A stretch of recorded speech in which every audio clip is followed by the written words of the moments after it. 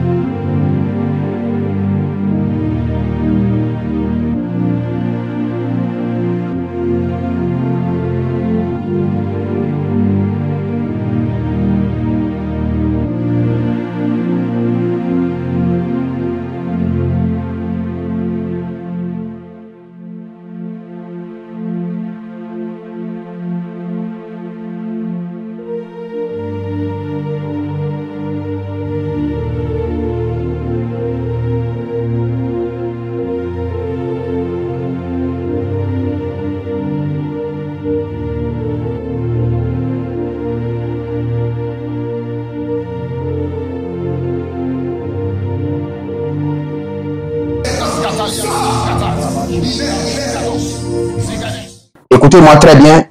Dans la Bible, les cheveux ou les ongles sont d'abord des symboles.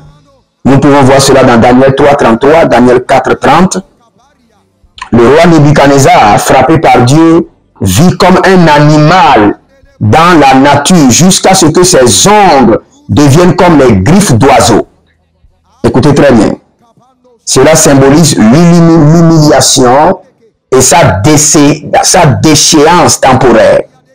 Donc, je dis tantôt que les ongles peuvent être une force et peut être aussi une humiliation, peut être aussi une vanité. Deutéronome 21:12, une femme captive doit se couper les ongles et les cheveux comme signe de purification avant de pouvoir intégrer la communauté. Mais vous devez comprendre que lorsqu'on coupe vos cheveux dans les rêves, ou on coupe vos ongles dans les rêves, cela veut dire que vous êtes allé en captivité. Vous êtes allé en captivité. Ok. Nous continuons d'abord. Dans 1 Samuel 21, le verset 13, David freine la folie devant le roi Akish en laissant couler de la salive sur la barbe, ce qui pourrait inclure une apparence négligée, compris les ongles non coupés. C'est vrai, ceux qui ne coupent pas leurs ongles et ne taillent pas leurs cheveux, c'est un signe d'ignorance et de négligence et un signe d'impureté. Si vous avez des ongles sales, des cheveux non taillés, c'est un signe d'impureté dans le règne de l'esprit et même devant les hommes. Si vous n'aimez pas couper vos cheveux, vous n'aimez pas tailler vos ongles, sachez que cela peut vous rendre impur. Cela peut chasser les anges loin de vous. Parce que tout ce qui est impur chasse les anges. Maintenant, symbole de force et de consécration. Dans Nombre 26, 1 à 21, les personnes consacrées ne devaient pas se couper les cheveux pendant la durée de leur vœu. La chevelure longue était un signe de la dévotion et de la gloire. Donc il y a certains cheveux pour certaines personnes, c'est le signe de la gloire et de la dévotion.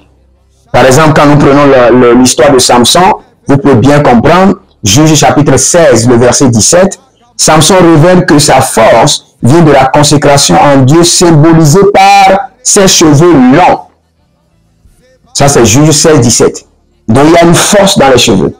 Et j'aimerais dire, ministre de Dieu, si vous êtes pasteur, vous devez comprendre que l'onction aime les cheveux et les poils. Ah, ça c'est pour les hommes de Dieu. L'onction se cache dans les barbes. On dit que l'huile descend sur la tête parce qu'il y a les cheveux. Et descend où? On n'a pas dit le menton. Va aller vérifier. Et descend dans les barbes. Cela veut dire quoi? L'onction aime se coller aux cheveux, aux poils et à la barbe. Ça, c'est pour les hommes de Dieu. Parfois, quand je fais comme ça, je sens qu'il y a un transfert de feu de ma barbe qui descend dans mes mains. Il y a quelqu'un qui m'a écrit dans les commentaires pour dire, prophète, un serviteur de Dieu ne doit pas avoir les cheveux comme toi, avec les bas, il faut raser tout ça. Je bénis la personne. La personne a raison. Gloire à Dieu. Maintenant, symbole de beauté et de vanité. Dans 1 Pierre 3:3, les cheveux sont mentionnés comme un ornement intérieur, mais les croyants sont encouragés à privilégier la beauté intérieure. C'est bon. En Cantique des Cantiques, chapitre 4, le verset 1, les cheveux sont décrits comme un élément de beauté physique. Symbole de deuil ou d'humiliation. Job 1 vers le verset 20. Job se rase la tête en signe de deuil après avoir perdu ses enfants et ses biens. Dans Ésaïe 15, 2, Jérémie 7, 29, se raser la tête est un acte de lamentation. Luc 12, le verset 7, Jésus dit que les cheveux de votre tête sont tous comptés, montrant que Dieu prend soin des moindres détails des enfants de Dieu. Oh, Rabasali Kabahados Kobahados. Dans 1 Corinthiens, pour finir, et je vais vous donner maintenant les détails, 11, 14, Paul aborde la question des cheveux longs pour les hommes et les femmes en lien avec les coutumes culturelles de la modestie. Maintenant, écoutez-moi. Il y a 3 choses que vous devez vérifier concernant vos cheveux et vos ongles. Maintenant, les gens seront étonnés. Quand vous avez des ongles qui se cassent chaque fois, des cheveux qui se cassent chaque fois, ne croyez pas que c'est un acte seulement physique, c'est un acte spirituel. Le Seigneur est en train de vous dire, vous devez beaucoup prier, sinon vous n'aurez jamais la capacité de maintenir la gloire pour longtemps. Lorsqu'il y a une opportunité qui vient, pour un temps, paf, l'opportunité va partir. Ou cette opportunité viendra avec une gloire élevée, et après un temps seulement, la gloire de cette opportunité sera ternie. Quand vous vérifiez que vos ongles ne poussent pas, vous ne voyez jamais vos ongles, ça ne sort pas. Cela veut dire que, ou bien vos cheveux ne poussent pas, c'est toujours de la même forme. Cela veut dire que votre gloire est cachée en vous. Votre gloire ne s'exprime pas. Surveillez les cheveux et surveillez vos ongles. Et quand vous voyez que dans votre famille, on fait des cérémonies où on réclame les cheveux, on réclame les ongles, ne donnez jamais. Ne donnez jamais. Jamais. Cas contraire, allez chercher des cheveux d'animal et d'ongles d'animal et donnez-les. Ne donnez jamais vos cheveux ou vos ongles dans un rituel, sinon vous êtes parti. Vous avez vendu votre gloire. Votre gloire sera placée dans les marchés sataniques. Votre corps, vos finances, vos étoiles, la gloire de l'homme est connectée à ses cheveux et à ses ongles. Toute votre personnalité, votre identité est dans vos cheveux et dans vos ongles. Par vos cheveux, par vos ongles, on peut faire votre ADN. On peut se connecter à votre sang. La grande porte de la tête est les cheveux. La porte spirituelle. Et les ongles constituent les portes d'accès à tous vos membres. Cela veut dire que lorsque vous donnez vos ongles et vos cheveux, vous vous êtes donné vous-même en rançon, en sacrifice. Donc, quand vous allez chez un féticheur et on vous réclame les ongles, on vous réclame les cheveux, ou on vous réclame les poils, vous les femmes, ils rasent les poils et amen. Nous allons te faire quelque chose pour ton mari. C'est fini. Tu t'es vendu au diable. Mais je vais prier pour vous, pour votre délivrance, et le Seigneur sera glorifié.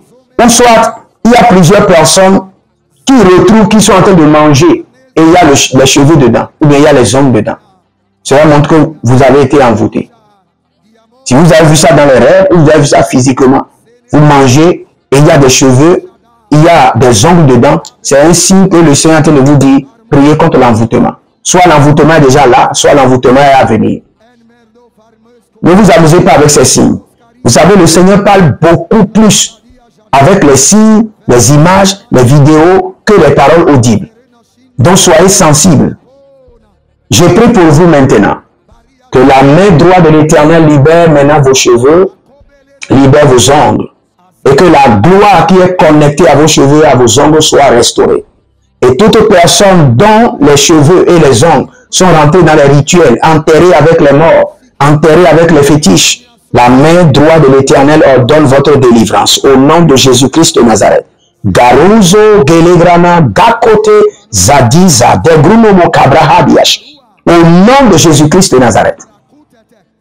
Je suis votre homme serviteur, le prophète Jérémie Naoum. Abonnez-vous, likez la vidéo, partagez.